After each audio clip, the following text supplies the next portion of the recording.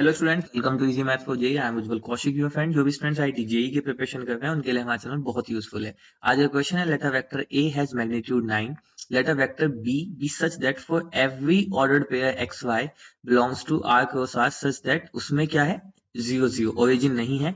The vector this is perpendicular to the vector this, then the value of A cross B. ठीक है, तो जो हमें given है पहले वो लिख लेते हैं। एक तो गिवन है कि ए वेक्टर का मैग्नीट्यूड 9 है। दूसरा हमें गिवन है कि ये वेक्टर परपेंडिकुलर है 6ya माइनस 18xb के। तो इसका मतलब इनका डॉट प्रोडक्ट क्या होगा, 0 होगा। तो इमीडिएटली डॉट प्रोडक्ट ले लेते हैं।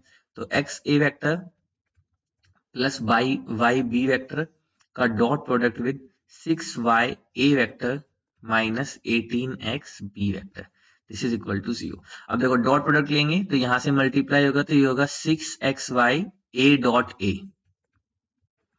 फिर ये होगा माइनस का 18, यहां से आ जाएगा x और यहां से भी x, तो x square, sorry this is x square, और ये हो जाएगा फिर a डॉट बी। ठीक है, फिर प्लस अब y कंपोनेंट की इसमें मल्टीप्लाई करेंगे तो यहां से आ जाएगा ये 6y square B dot A minus, अब y की इससे मल्टीप्लाई करेंगे तो ये आ जाएगा माइनस का 18xy और यहाँ पे आ जाएगा b dot b, this is equal to 0। ठीक है, अब देखो a डॉट a जो होता है, ये जो हमारा a डॉट a होता है, इसको हम मॉड ऑफ a स्क्वायर लिख देते हैं। तो हम वही करेंगे, ये हो गया 6xy mod of a square minus, अब देखो यहां से हम कुछ कॉमन ले सकते हैं। हम यहां से 6, चलो अब इसको ऐसे लिख देते हैं 18x square A dot B, और ये हो जाएगा प्लस का 6y square A dot B. B dot A dot B equal होते हैं क्योंकि ये कॉम्यूटेटिव प्रॉपर्टी सेटिस्फाई करता है। और यहां से आ गया माइनस का 18xy mod of B square. ठीक है, तो अब हम क्या करते हैं, इन दोनों टर्म्स में से पहले 6xy कॉमन ले लेते हैं। ठीक है, तो मैं पूरी टर्म को हाईलाइट करता हूं, ये इस टर्म से और इस टर्म से हमने क्या किया, 6xy कॉमन ले लिया। 6xy कॉमन लिया तो यहां से बचा मॉड ए स्क्वायर माइनस का 3 मॉड बी स्क्वायर। ठीक है, अब उसके बाद जो हमारे पास ये रिमेनिंग बचा, ये वाला पार्ट ग्रीन वाला, इस वाले पार्ट से हम 6a डॉट बी कॉमन ले सकते हैं। तो चलिए ले लेते हैं। तो मैं इसको अलग पेन से लिख लेता हूं। तो मैंने यहां से कॉमन ले लिया प्लस का 6a डॉट बी, तो यहां से मेरे पास बच जाएगा वाई स्क्वायर माइनस का 3x square, and this is equal to 0। अब देखो सबसे इंपॉर्टेंट बात क्या है यहाँ पे जो हमें नोटिस करनी है, यहां से मेरे पास ये कंडीशन आ गई। अब मुझे ये गिवन है कि ये जो एक्स वाई है, फॉर ऑल एक्स वाई, मैं थोड़ा यहाँ पे रब कर देता हूं पहले, देखो फॉर ऑल एक्स वाई है, बट वहां पे एक्स और वाई कभी भी 0 0 वैल्यू नहीं लेंगे। और हमें गिवन है कि ये वाला जो लेफ्ट हैंड साइड है, this is equal to right hand side with 0 vector, है ना, ये 0 वेक्टर की इक्वल होगी। तो क्या मैं इसको कुछ इस तरह से लिख सकता हूं कि this is 0 into modulus of, sorry not modulus, this is 0 into 6xy plus 0 into a dot B, sorry not a dot B, क्योंकि एक्स वाई 0 हो गए ना, तो यहाँ पे एक्स वाई वाली टर्म्स आएगी। तो 0 into y square minus 3x square. ठीक है, अब देखो ये फॉर एवरी के लिए कंडीशन के लिए ट्रू था। मैं आपको एक्सप्लेन करता हूँ, ये फॉर एवरी कंडीशन के लिए ट्रू था। तो जो ये मेरे पास left hand side is equal to 0 vector आया था, तो इस 0 वेक्टर को मैं इस फॉर्म में लिख सकता हूं क्या। अब आप एक्स वाई की वैल्यू कुछ भी लो नॉन जीरो, हमेशा आपको आउटपुट क्या मिलेगा, 0 ही मिलेगा। एक तरह से ये आइडेंटिटी बन गई क्योंकि सभी के लिए ट्रू हुई है। तो इसका मतलब जो ये मेरे पास रिमेनिंग फैक्टर आया 6xy के अलावा, और यहाँ पे ये 6a डॉट बी जो आया है ना, या सिर्फ a डॉट बी भी ले लीजिए, तो ये क्या होगा, कॉरेस्पॉन्डिंगली 0 0 के इक्वल होगा। कैसे इक्वल होगा मैं आपको फिर बता सकता हूं, क्योंकि उसने हमसे कहा था कि for every non zero x y, तो अगर मेरे एक्स वाई नॉन जीरो हैं और मेरा जो था लेफ्ट हैंड साइड वो इक्वल टू 0 हो रहा था, देखो ये मेरा left hand side equal to 0 हो रहा था with taking non zero x and y, और हर एक के लिए हो रहा था, फॉर एवरी लिखा है, देखो फॉर एवरी, तो हर एक के लिए हो रहा था। तो मेरे पास एक ही कंडीशन बचती है कि जो मेरे पास 6xy के साथ रिमेनिंग कोफिशिएंट है that must be equal to 0, और a डॉट b के साथ जो कोफिशिएंट है that, sorry, y square minus x square के साथ जो कोफिशिएंट है दैट मस्ट बी 0, क्योंकि x और y तो कभी 0 हो ही नहीं सकते।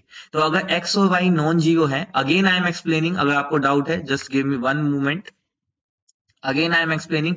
देखो हमें क्या गिवन है कि एक्स वाई हमेशा नॉन जीरो है, for every x y non zero x y. तो अगर नॉन जीरो है तो ये वाली टर्म कभी भी जीरो नहीं होगी, ये हमेशा नॉन जीरो रहेगी, क्योंकि एक्स और वाई नॉन जीरो है। उसके अलावा आप कुछ भी मल्टीप्लाई करते हैं कभी भी ये जीरो नहीं आएगी। सेम इस तरह से जो ये वाली टर्म है, अब देखो वाई स्क्वायर एक पॉजिटिव टर्म है, एक्स स्क्वायर भी एक पॉजिटिव टर्म है, तो ये दो पॉजिटिव टर्म का माइनस है यहाँ पे, तो ये भी कभी नॉन जीरो नहीं होगा, मतलब ये भी कभी जीरो नहीं होगा जब तक मेरे एक्स और वाई ही जीरो ना हो जाए, क्योंकि इनको, इसकी देखो एक्स और वाई की जीरो कब हो सकते हैं, हम जानते हैं ना, जैसे एक्स स्क्वायर है, ठीक है, बिलोंग करे रियल नंबर से, तो ये वैल्यू हमेशा greater than equal to zero होती है, और ये जीरो कब होती है, जब मेरा एक्स इक्वल टू जीरो हो जाए, वरना ये वैल्यू हमेशा कोई पॉजिटिव वैल्यू आती है, ठीक है। तो अगर हम ऐसी एक दो कंडीशन बना भी दें, ठीक है, जैसे यहाँ पे y square minus three x square है, तो अगर हम यहाँ पे नॉन जीरो बनाना चाहें तो हम यहाँ पे आर से बिलोंग करते जैसे रूट थ्री ले सकते हैं, फिर रूट थ्री इंटू थ्री, तो यहाँ पे 9 बना के कर सकते हैं। बट ओवरऑल अगर मुझे इसको आइडेंटिटी की तरह ट्रीट करना है कि फॉर एवरी, हर एक एक्स वाई के लिए ये कंडीशन ट्रू होनी चाहिए, तो उसके लिए जो ये रिमेनिंग कोफिशिएंट है that must be equal to zero. I hope ये आपको समझ में आया होगा। तो चलिए अब चलते हैं फिर अपने क्वेश्चन में आगे। तो यहाँ से हम कोफिशिएंट कंपैरिजन करते हैं, तो यानी कि mod A square minus three mod B square this is equal to zero. तो यहाँ से आ गया mod A square is equal to three mod B square, तो मॉड बी स्क्वायर किसके इक्वल आ गया, mod A square by three के। अब देखो मॉड ए स्क्वायर की हमें वैल्यू उसने दी थी, मॉड ए की वैल्यू 9 थी, तो ए स्क्वायर की वैल्यू 81 बाई थ्री, तो यहाँ से आ गया 27, ठीक है। दूसरी कंडीशन से आया a dot B is equal to zero. अब हमारे पास यहां से कंडीशन आई a dot B is equal to zero, हमें निकालना क्या है, हमें निकालना है modulus of a cross b। तो देखो यहाँ पे हम एक बहुत इंपॉर्टेंट वेक्टर की प्रॉपर्टी यूज करने वाले हैं जो हमें डॉट और प्रोडक्ट रिलेशन में गिवन होती है, कि mod of a cross b का स्क्वायर प्लस